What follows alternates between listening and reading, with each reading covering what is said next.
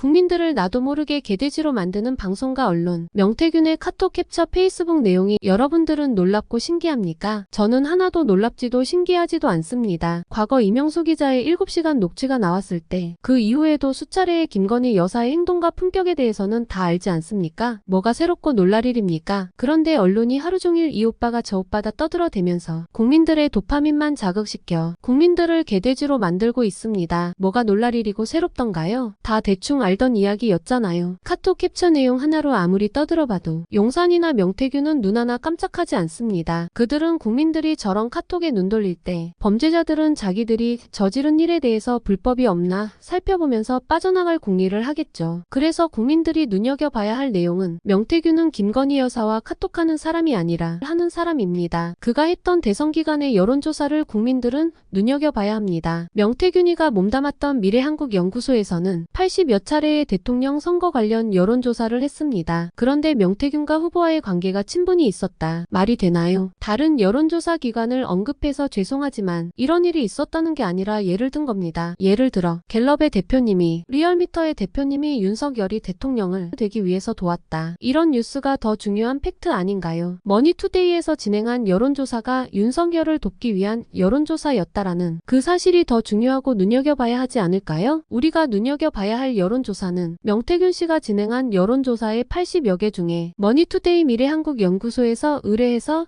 PNR에서 조사한 여론조사 50건 정도입니다. 정기정례조사 대통령 선거 정당 지지도 국정평가 라는 제목으로 일주일 주기로 실시한 정례조사로서 의뢰해서 PNR에서 조사한 여론조사입니다. 중앙선거 여론조사심의위원회 홈페이지에도 전부 공개된 자료입니다. 이 여론조사는 추이 분석이 가능한 주간 정례조사였지만 민주당 및 민주진영에서 윤석열 후보가 다른 여론조사들에 비해 유난히 높게 나온다고 항의하여 해당 여론조사를 머니투데이에서 중단하는 사건이 발생했던 그 여론조사입니다. 2021년 4월 18일 일요일부터 2021년 7월 3일 토요일까지 주로 주말에 이루어져 그냥 정기조사라고 해도 주말에 실시해서 보수층의 응답이 많습니다. 대통령 후보 중에 누구를 지지하느냐의 한 가지 질문만 하는 게 아니라 여론조사 시마다 여러 가지 질문을 끼워 넣어 길게 하기 때문에 아무래도 보수층 성향의 지지자들이 응답률이 높습니다. 여론조사를 분석해보면 예를 들어 중간에 홍준표의 복당 문제, 전임 대통령 이명박 박근혜의 사면 복권 의견을 물어 보수층이 관심 가질 질문을 많이 합니다. 그리고 특이한 건 국민의힘 후보로 윤석열 후보가 결정된 것도 아닌데 1대1 대결을 2번 질문하는데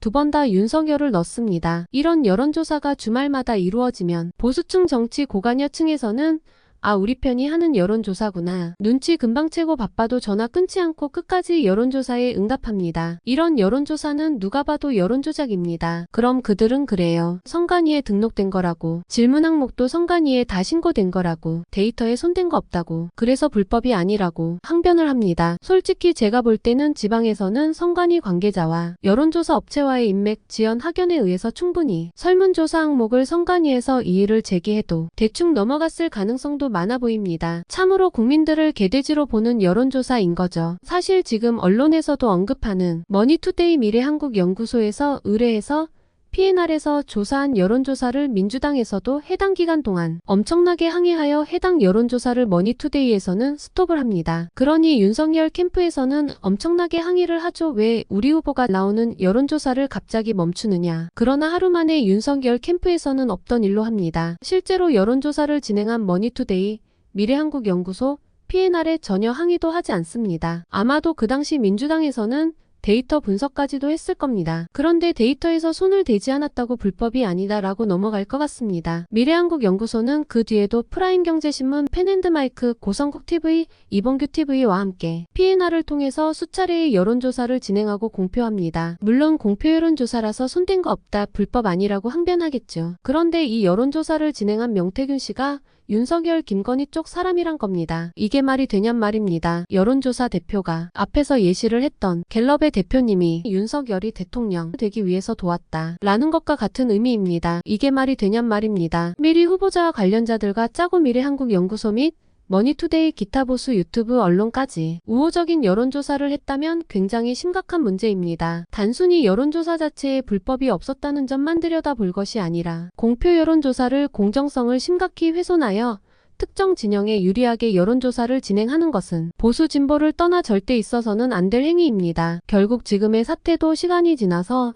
시시비비를 따지기 힘들어서 명태균 씨는 여론조사와 관련 없는 김영선 의원 관련 선거법 위반으로 윤석열 대통령은 관여한 게 없어 아무런 의미 없는 걸로 끝날 것 같습니다. 우리가 명태균의 카톡에 용산의 친오빠 장난에 놀아날 때 저들은 빠져나갈 구멍을 뚫고 그 논리를 만들고 있습니다. 그래서 국민들은 또다시 개돼지가 되는 겁니다.